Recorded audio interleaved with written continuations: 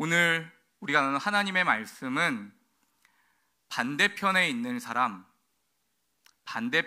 사람입니다. 이 말씀을 나눌 때 오늘 주님이 예비하신 여호와 일의 은혜가 우리 모두에게 있기를 간절히 축원합니다. 여러분, 제가 초등학교 다닐 때 짝꿍이 있었습니다. 지금도 짝꿍이 있는지 모르겠어요. 그때는 짝꿍하고 같이 앉았는데 새학년, 새학기 새 짝꿍을 만나면 짝꿍이들 먼저 하는 게 있었어요. 그때는 그 나무 책상 긴 거 둘이 같이 앉았는데 짝이 먼저 앉으면 가장 먼저 하는 게 뭘까요? 잘 아시네요. 책상 정 가운데를 줄로 긋는 겁니다. 볼펜선으로 그어요. 그으면서 뭐라고 말해요? 이 선 넘으면 죽어, 그럽니다. 이 선 넘으면 죽어. 저도 새로운 짝꿍 만날 때마다 책상 위에다가 제가 그은 게 아니고요, 옆에 짝이 그었던 기억이 납니다. 저는 좀 친해지고 싶은데 걔들은 책상 위에다가 선부터 긋더라고요. 장난기가 발동한 남자애들은 지우개도 한번 슬쩍 넘겨보고요, 팔꿈치도 쓱 넣어보는데 그때마다 여자를 얼마나 세게 때리는지 손에빨을 딱 때리는 거예요. 왜 때려요? 내 선, 내 자리, 내 영역을 넘어왔다는 거죠. 침범하지 말라는 거. 여기 내 자리니까, 내 영역이니까 넘어오지 말라는 겁니다. 그런데 생각보다 책상 위에 그어놓은 그 간단한 볼펜선 하나가 상당히 영향력이 컸어요. 그 볼펜선 하나가 뭐라고요? 새로 만난 짝과 그게 장벽이 되는지 별로 대화도 못 해보고 친해질 기회도 없이 한 학기 1년이 훌쩍 지나가더라고요. 그런데 여러분, 그거 아세요? 아이들은 책상 위에만 선을 긋는 게 아니었습니다. 어디 또 그을까요? 친구와의 관계 속에도 보이지 않는 선을 그어 놓습니다. 나와 잘 통하는 아이, 운동 잘하고 공부 잘하는 애들, 그리고 잘생기고 예쁜 친구한테는 눈에 보이지 않는 호감의 선을 그어놔요. 그리고 그 친구와 친해지고 무지 애를 쓰죠. 생일잔치에 초대한다든지, 그리고 같이 맛있는 거 먹으러 놀러 간다든지, 또 맛있는 간식 나눠주면서 친해지고 싶은 자신의 마음을 전하죠, 적극적으로. 그런데 여러분, 이 아이들이 호감의 선만 긋는 줄 알았는데 또 다른 선 긋는 거 아세요? 호감의 선 말고 비호감의 선도 그어놓습니다. 어떤 아이들한테 그을까요?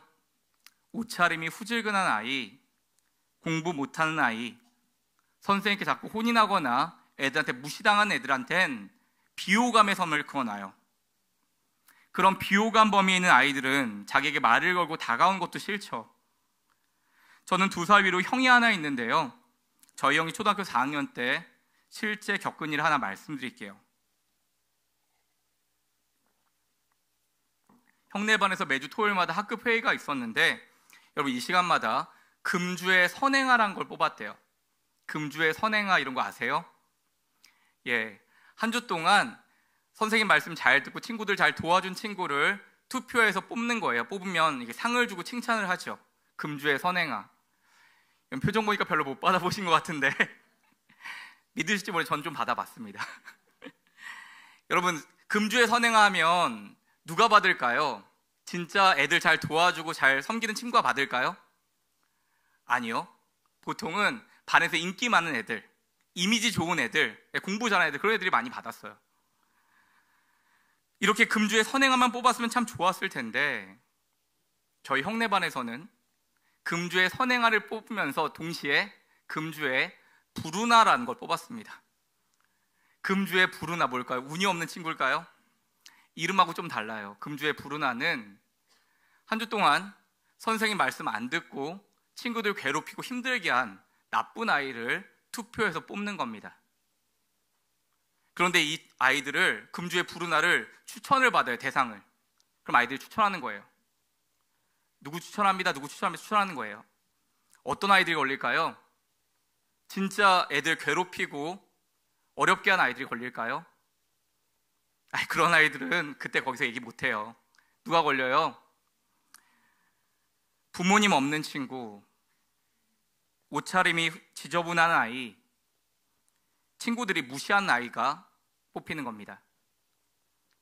그러면 한 주는 이 공부 못하는 아이가 걸리고, 그 다음 주는 부모님 없는 친구가 걸리고, 이렇게 A 친구, B 친구, C 친구가 돌아가면서 계속 금주의 푸른 아이에 걸렸다는 거예요. 자, 금주의 푸른 아이에 걸리면 어떻게 될까요? 선행아에 걸리면 나와서 상을 받고 칭찬받거든요. 금주의 푸른 아이에 걸려도 앞으로 나옵니다. 나와서 상 대신 선생님께 몽둥이로 매를 맞았대요. 저희 형은 아주 오래전 일이었는데 그 일이 굉장히 충격적이었나 봐요. 매주 돌아오던 그 학회의를 그 고개 푹 숙이고 나와서 매를 맞고 들어가던 그 친구들의 민망한 그 모습과 광경들을 지금도 잊을 수가 없다고 했습니다. 다시 처음의 이야기로 되돌아가 보겠습니다. 짝꿍이 책상에다 선을 긋는 얘기를 했잖아요. 저도 4학년 됐을 때 새로운 반에서 새 짝을 만났어요. 그런데 그 아이는요, 피부가 밀가루처럼 새하얀 아이였습니다. 저만 하나 없더라고요. 웃는 얼굴이 너무 예쁜 우리 반 반장이었어요. 공부도 1등, 집도 엄청 잘 살고요.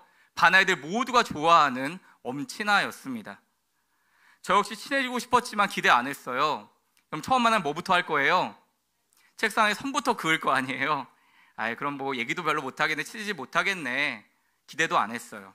그런데 여러분, 그 밀가루 같은 아이가요, 처음 만나면 책상에 선부터 그어야 되는데 갑자기 저한테 악수를 청하는 게 아니겠어요? 그러면서 말하는 겁니다. 반가워, 나는 김경애라고 해. 김경애. 제가 신비에 새겼어요. 그래서 새 짝을 만난 지 한 달쯤 지났을 때 저한테 중요한 정보 하나 들러왔어요. 이 경애가 내일이 생일이라는 겁니다. 그런데 남자아이들 딱 7명만 초대한다는 정보였어요. 마음이 두근거렸습니다. 저도 꼭 그 생일자리에 가고 싶었어요. 저는 경애의 남자가 되고 싶었거든요. 그래서 생일 초대장을 받기 위한 작전을 짰습니다. 경애가 당시에 우유당번이었는데 그 무거운 우유 드는 거 제가 도와주고요. 돈가스 좋아하거든요. 맛있는 돈가스 반찬도 양보하고 그날따라 옷이 예쁘다, 머리가 예쁘다 칭찬 많이 했어요. 자, 결과적으로 여러분, 제가 생일 초대장 받았을까요? 못 받았을까요? 못 받았어요. 수업 다 끝나고 인기 있는 애들 다 받았다는데 저는 못 받은 거예요. 그래서 너무 실망했어요. 어떻게 이럴 수가 있나. 세상이 나를 버렸다. 그래서 풀이 죽어가지고 교실문을 나가는데 근데 문 뒤에 누가 딱 나타나는 거예요. 누굴까요? 경애가 문 뒤에서 생일 초대장을 들고 서 있는 거예요. 깜짝 놀랐어요. 왜 진작 주지 인대 주나 싶었는데 주고 싶었는데 친한 척 한다고 오버한다고 생각할까봐 줄까 말까 끝까지 고민했다는 거예요. 여러분, 제가 그걸 받아들고요 집에 춤을 추면서 갔습니다. 경애의 남자가 되었던 그 기쁨에 춤을 추며 갔어요. 여러분, 뭐 유일하게 초대받은 것도 아니고 친구 7명 안에 들었다는데 그게 뭐라고 그렇게 기분이 좋았던지 그때 제가 알았어요. 누군가의 선 안에 들어있다는 것, 친구의 범위 안에 들어있다는 게 그렇게 기쁘고 행복한 일이라는 걸 그때 제가 경험했습니다.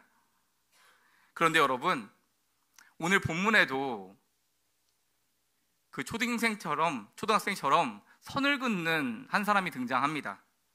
이 사람은 초등학생이 아니었고요, 어엿한 성인 남자였어요. 직업은 율법교사고 누구보다 성경을 잘 알고 가르치는 사람이었죠. 그런 그가 지금 우리 예수님께 이렇게 질문하는 것입니다. 오늘 본문 누가복음 10장 25절입니다. 함께 읽겠습니다. 어떤 율법교사가 일어나 예수를 시험하여 이르되 선생님, 내가 무엇을 하여야 영생을 얻으리이까? 율법교사가 질문했는데 주님, 제가 어떻게 하면 영원한 생명을 얻겠습니까? 묻는 거예요. 예수님은 그가 율법을 잘하는 교사였기 때문에 율법에 뭐라 기록되어 있는지 물으셨어요. 이어지는 본문 26, 27절입니다. 함께 읽습니다. 예수께서 이르시되 율법에 무엇이라 기록되었으며 내가 어떻게 읽느냐? 대답하여 이르되 내 마음을 다하여 목숨을 다하며 힘을 다하며 뜻을 다하여 주 너의 하나님을 사랑하고 또한 내 이웃을 내 자신과 같이 사랑하라 하였나이다. 여러분, 이 율법교사는 정확하게 알고 있었어요. 예수님의 질문에 하나님 사랑하고 이웃 사랑하면 되죠 라고 이야기합니다. 그러자 우리 예수님 뭐라 대답하세요? 이어지는 28, 29절입니다. 함께 읽습니다. 예수께서 이르시되 내 대답이 옳도다. 이를 행하라. 그러면 살리라 하시니 그 사람이 자기를 옳게 보이려고 예수께 여짜오되 그러면 내 이웃이 누구니까? 주님은 율법교사 대답에 정답이다. 그대로 실천하면 너에게 영원한 생명이 있을 거다라고 말씀하세요. 그러자 율법교사가 다시 묻는 겁니다. 주님, 그러면 내 이웃이 누굽니까? 무슨 말일까요? 내가 사랑할 이웃이 아직 남았나요? 이 의미죠. 내가 사랑할 이웃이 아직 남았습니까? 그는 분명히 자기 이웃을 사랑했을 거예요. 근데 왜 예수님은 더 사랑하라 하실까요? 율법교사가 지금 생각하는 이웃의 범위가 문제가 있었다는 거예요. 율법교사가 자신만의 펜으로 나의 이웃의 범위를 정해 놓았다는 데 있습니다. 저 사람이라면 내 사람들 자격이 있어. 근데 저 인간은 대체 왜 저럴까? 저런 것들하고는 도대체 상종을 하지 말아야지. 이렇게 판단하고 내 이웃의 범위를 스스로 정해놓은 것입니다. 사랑하는 여러분, 오늘날에도 이웃을 사랑하긴 하지만 그 범위가 아주 좁은 사람들이 있습니다. 그래서 이웃을 사랑하는 주님 말씀에 주님, 내 이웃이 도대체 누굽니까? 라고 자꾸 되묻는 것입니다. 우리 주님께서는 내 이웃이 누구냐고 되묻는 사람들에게 오늘 이 성경의 말씀을 들려주세요. 소위 말하는 선한 사마리아인의 비유입니다. 이야기의 요지는 이렇습니다. 어떤 유대인이 예루살렘에서 여리고로 내려가다가 강도를 만났는데 강도들이 그의 옷을 벗기고 때려서 거의 죽게 된 것을 버리고 갔다고 합니다. 그것이 오늘 본문인데요. 31절을 함께 읽어볼까요? 시작. 마침 한 제사장이 그 길로 내려가다가 그를 보고 피하여 지나가고.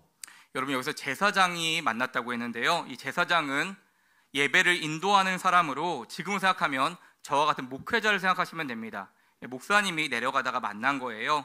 그런데 보시면 마침 한 제사장이 그 길로 내려가다가 했습니다. 여러분, 마침이라는 단어는 우리로 하여금 기대를 만들게 하는 단어예요. 마침 목사님이 거기를 지나갔구나, 다행이다. 그런데 강도 만난 사람에게 있어 마침 등장한 이 목사님은 그리 좋은 기회가 아니었어요. 31절을 다시 보면 그를 보고 피하여 지나가고, 이 목사님은 이 강도당한 사람을 보고 피해서 갔습니다. 이어지는 32절입니다. 함께 읽습니다. 또 이와 같이 한 레위인도 그곳에 이르러 그를 보고 피하여 지나가되. 여러분, 여기서 레위인은 지금으로 따지면 전도사님 같은 분입니다. 예배를 돕는 전도사님 같은 분이신데, 이 전도사님은 어떻게 하세요? 그곳에 이르렀는데 이 레위인 역시, 전도사님 역시 이와 같이 또 이와 같이 똑같이 하는 거예요. 그를 보고 피하여 지나가되. 여러분, 여기서 피하여라고 하는 말은 헬라어로 반대편이라는 뜻입니다. 반대편이라는 뜻이래요. 피하여 지나가되, 반대편. 그러니까요, 지금 이 목사님과 전사님이 강도 많은 사람을 보고 그냥 슬쩍 아유 힘들겠다 이렇게 지나간 게 아니라 보고 확인한 다음에 완전 반대로 갔다는 거예요. 엮이기 싫었던 거죠. 적극적으로 반대편으로 가버린 겁니다.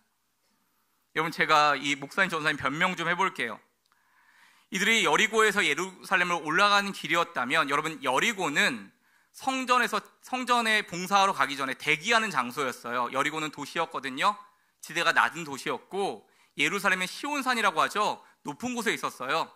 예루살렘에 성전이 있었는데 이 여리고에서 대기하다가 예루살렘으로 올라가는 겁니다.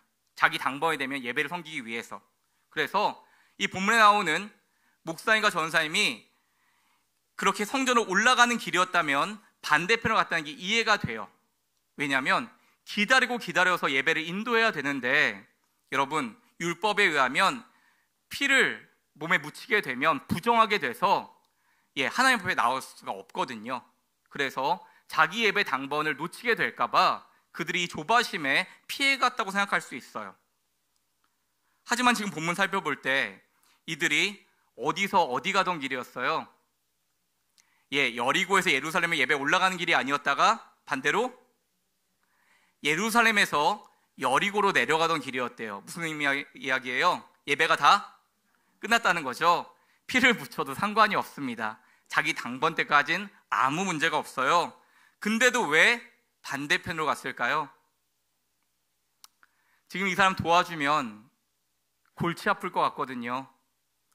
지금 도움 필요한 이 사람은 누가 봐도 이 상황에서 내 이웃은 아닌 겁니다. 오히려 내 인생에 반대편에 뒀으면 딱 좋을 사람이죠. 여러분, 탈옥수 신창원 씨라고 혹시 아세요? 아마 부모님 세대는 다 아실 거고, 1997년도에 부산교도소에서 탈옥을 한 사람이 탈옥수 신창원 씨란 분인데, 이 사람이 얼마나 그 도망에 능했던지 1년 동안 잡히질 않았어요. 그래서 군대를 동원하고요, 막 온 나라를 검문 검색하고 있는데 못 잡다가 결정적인 제보로 잡히게 됐습니다. 안 그러면 못 잡았을 것 같다 얘기도 많이 해요.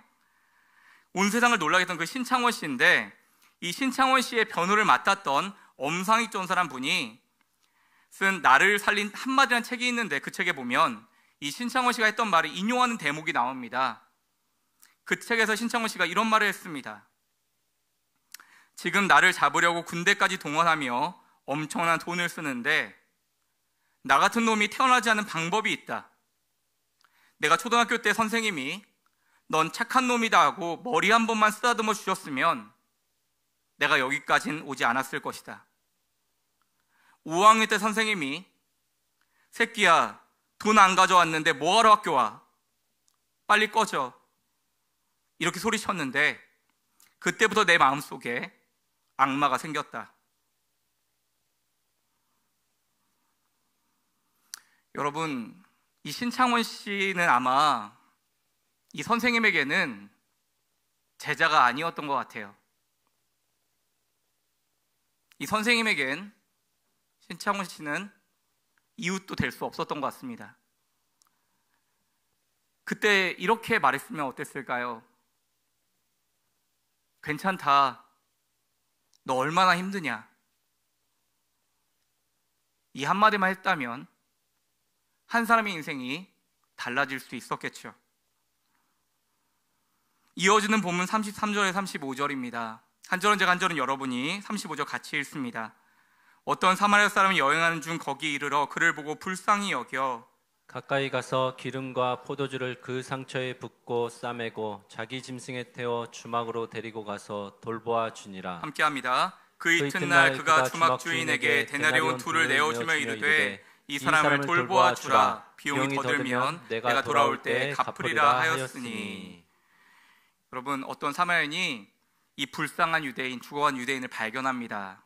근데 문제예요. 사마리아인이 유대인을 죽일 수도 있거든요. 그 정도였습니다. 왜냐하면 유대인들이 사마리아 사람을 사람 취급하지 않았어요. 혈통이 중요한 하나님의 선민 유대 민족들이라서 이 사마리아 사람은 이방 민족과 피가 섞인 민족이라고 사람 취급하지 않았거든요. 더러운 혈통이라고 욕을 하고요, 저기 사마리아 사람이 있으면 돌아갔습니다. 한 자리에 같이 있기도 싫어해서 숨쉬기도 싫어했고, 경건한 유대인들은 입으로 사마리아란 말도 하지 않았습니다. 아이의 반대편에 있는 사람이에요. 그런데 이 사마리아인이 그 죽어가던 유대인을 보고 어떻게 해요? 불쌍히 여겼대요. 그리고는 자신의 기름과 포도주를 그 유대인, 죽어가는 유대인에게 상처에 붓고 싸매어 주는 겁니다. 여러분, 이 치료에 사용하는 기름과 포도주는 광야 여행자에게는 필수품, 아니 자기 생명과도 같은 것이에요. 자기가 위험에 처했을 때 이게 없으면 죽는 겁니다. 그 소중한 것을 지금 내 반대편에 있던 유대인 위에서 이 사마리아인이 허비하고 있는 거죠. 35절에 보면 그 이튿날이라고 한 것으로 봐서 사마리아인은 밤새도록 그를 간호해 준 것 같아요. 그런데 모두가 내 반대편의 사람을 생각했던 이 골치 아픈 유대인을 누구만 이웃됐어요?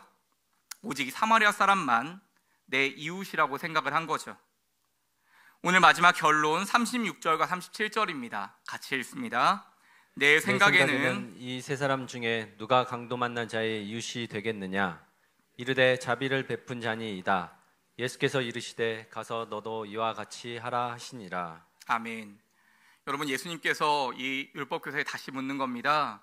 네가 오늘 이 이야기를 듣고 셋 중에 누가 강도만 자의 이웃이겠냐 물으니까 뭐라고 대답해요? 자비를 베푼 자입니다. 율법을 잘 아는 율법교사답게 자비를 베푼 자, 사랑을 베푼 자입니다 라고 이야기를 해요. 율법교사가. 그러자 예수님이 뭐라고 말씀하세요? 가서 너도 이와 같이 하라고 하십니다. 가서 너도 이와 같이 하라. 그래서 율법교사가 가서 정말로 사마리아인처럼 이웃을 사랑했는지 아니면 여전히 자신의 선을 긋고 살았는지는 성경에 나와 있지 않아요. 왜 안 나와 있을까요? 예수님이 우리에게 들려주려고, 우리에게 이 말씀을 전해주려고 성경에 적어 놓으셨거든요. 그럼 이 대답은 누가 대답해야 된다는 거예요? 율법 교사만의 몫이 아니라 저와 여러분이 함께 반응해야 할 말씀이라는 것입니다. 따라서 가서 너도 이와 같이 하라는 말씀 뒤에는 저와 여러분의 결단이 나와야 하는 것입니다. 이제 말씀을 맺으려고 합니다. 가서 너도 이와 같이 하라. 가서 너도 이와 같이 하라. 여러분, 이 말씀을 제가 묵상하고 설교를 준비하는데 계속 마음을 때리는 거예요. 가서 너도 이와 같이 하라. 생각해봤어요. 내 반대편에 있는 사람은 누굴까? 생각하니까 생각이 나더라고요. 그런데 여러분, 너무 죄송해요. 주님이 그 사람 사랑하라고 하시는 것 같은데, 가서 저도 사랑해야 될 것 같은데 제 안에 그러고 싶지가 않은 거예요. 그래야 되는 건 알겠는데 마음에 그럴 마음이, 죄송합니다, 1도 없는 거예요. 그래서 굉장히 힘들었어요. 저는 말씀을 전해야 되는 사람이잖아요. 말씀 준비하면 내내 마음이 힘들더라고요. 결론이 안 나서 몸부림을 쳤습니다. 하나님, 내 안에 그들을 사랑해야 되는 마음이 있는 건, 사랑해야 되는 건 알겠는데 그 사랑하고 싶은 마음이 1도 없습니다. 어떻게 해야 될까요? 주님 도와주세요. 주님 도와주세요. 몸부림을 쳤습니다. 그런데 여러분, 이게 저만의 이야기는 아니죠. 주님이 사마리아인 비유까지 들어가면서 이웃을 사랑하라고 하시는데, 여러분도 이 말씀에 마음을 어렵게 하는 그 반대편에 있는 사람들이 있지 않은가요? 이와 같이 한다는 게 뭘까? 내 반대편에 있는 사람은 누굴까? 내가 어떻게 사랑할 수가 있지? 내 사랑의 한계를 극복할 수 있을까? 선을 넘을 수가 있을까? 여러분, 고민하고 또 고민하는데요, 그렇게 고민하고 몸부림을 치고 굴러다니다가 어제 밤 12시에 번뜩 깨달은 게 있어요. 제가 여러분께 알려드릴게요. 제가 고민했거든요. 어떻게 내 사랑의 한계선을 넘어갈 수가 있을까?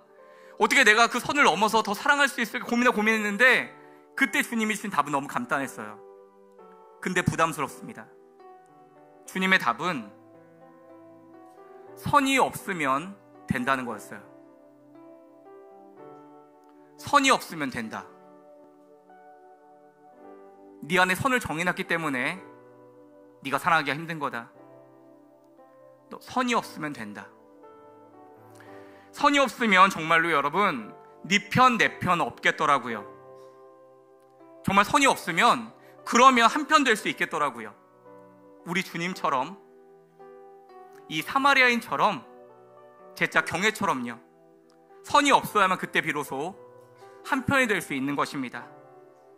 여러분, 예수님께 질문한 이 율법교사는요, 내 이웃을 사랑하는 주님 말씀이 힘들었을 거예요. 왜냐하면 이해되는 이야기가 아니에요. 왜냐하면 율법교사 생각할 때는 내가 사랑해야 될 사람, 나의 이웃은 또 다른 바리새인밖에 없거든요. 왜? 바리새인 외에는 하나님의 사람이 아닌 겁니다. 나의 이웃의 범주에 아예 없는 거예요. 거기를 넘어갈 수가 없는 거예요. 또 다른 바리새인, 내가 사랑하는 사람이 남았나? 여기에 머무는 겁니다. 그런데 우리 주님은 내 반대편에 있는 사람 사랑하는 걸 넘어서서 내 안에 있는 선을 없애라고 하시는 겁니다. 내 안에 있는 사랑의 한계를 내려놓으라는 거예요. 그렇게 모두를 긍휼히 여기고 필요를 채워주라 하시는 겁니다. 이 사마리아인처럼 말이에요. 사랑하는 여러분, 저는 우리 공동체가 내 반대편에 있는 사람을 돌아보고 사랑하는 것, 그것도 귀하죠. 근데 그걸 넘어서서 이미 그어진 선을 지우고 예수 외에는 복음 외에는 그 어떤 선도, 그 어떤 선입견도 더 이상 선을 긋지 않는 주님처럼 사랑하고 환대하는 공동체 되길 소망합니다. 생각해보니까 여러분, 우리 교회가 개척하면서 정말 그런 환대를 많이 받았더라고요. 여러분, 우리가 교회 개척한다고 했을 때 우리를 반겨주는 곳이 있었을까요? 가고 싶은 곳은 많았는데요, 불러주는 곳은 하나도 없었어요. 갈 바를 알지 못했어요. 어디로 가야 될까? 그런데 그때 우리 교회를 따뜻하게 받아주고 품어준 곳이 바로 이 등대학교입니다. 등대학교에서 받아줬어요. 여러분, 지금 와서 이렇게 감사하고 쓰고 있지만 그때는 생각도 못했던 일이었습니다. 여러분, 주차장을 구하지 못해서 거기 태산 같았어요. 돈을 주고 계약하려고 했습니다. 여러 가지 접근해봤어요. 이야기했어요. 그런데 무슨 이야기를 들어요? 여기 주차하지 말라는 거예요. 주차장 내주고 싶지 않다는 거예요. 임차인들이 민원 넣겠다는 겁니다. 돈을 준다 그래도 싫다는 거예요. 대화조차 하기 싫다는 겁니다. 여러분, 그런 일을 겪을 때, 우리의 마음이 그렇게 가난해져 있을 때, 그때 생각하지도 못하게 이 주변에 있는 기업체에서 또 공장에서 두 곳에서 이렇게 주차장을 열어주셔서 우리가 편하게 이렇게 예배 드리고 있잖아요. 고마운 손길 벌써 2번이나 경험했잖아요. 그것도 생각도 못했던 일입니다. 그분들이 우리를 도와줄 이유가 없죠. 근데 고마운 손길을 먼저 내밀어 주신 거죠. 여러분, 우리 성도님들 얼마든지 큰 교회, 안정된 교회에서 마음껏 신앙생활 하실 수가 있는데, 여러분 여기 왜 오셨어요? 기꺼이 교회를 세우기 위해서 물질로, 마음으로, 시간으로 헌신하며 이 자리 지키고 계시잖아요. 이미 개척하면서 우리 교회는 생각지 못한 환대와 사랑을 너무 많이 받았더라고요. 사랑하는 여러분, 우리 교회 두 번째 비전이 주님처럼 모든 일을 환대하는 교회입니다. 주님처럼 모든 일을 환대하는 교회. 그런데 여러분, 우리가 이 사람은 환대가 되는데 이 사람까지는 안 되겠다고 하면 죄송합니다. 모든 일이 떼야 돼요. 주님처럼 떼야 돼요. 그냥 환대하는 교회 돼야 돼요. 근데 주님이 우리에게 선한 조언을 하시는 겁니다. 왜냐하면 사마리아인 이야기는 여러분 조금 더 한 발 나아가서 조금 더 사랑해보자 이거 아니에요. 세상에 없는 이야기입니다. 불가능한 얘기예요. 무슨 이야기예요? 우리의 힘과 능력으로 할 수 없는데 주님이 우리에게 은혜 부어주시면 불가능이 가능해지는 겁니다. 우리의 선이 없어지는 겁니다. 내 힘으로 사랑할 수 없죠. 1도 사랑하고 싶지 않죠. 그런데 주님이 은혜 부어주실 때 그때 내가 사랑할 수 없는 그 사랑할 수 있는 줄 믿습니다. 사랑하는 여러분, 주님처럼 모든 일을 환대하는 교회, 선이 없는 교회, 주님이 하셨기에 우리의 힘과 능력할 수 없기에 주님 붙들고 주님 기뻐하시는 사랑의 한계가 없는 교회를 우리 함께 세워가시기를 예수님의 이름으로 간절히 축원합니다.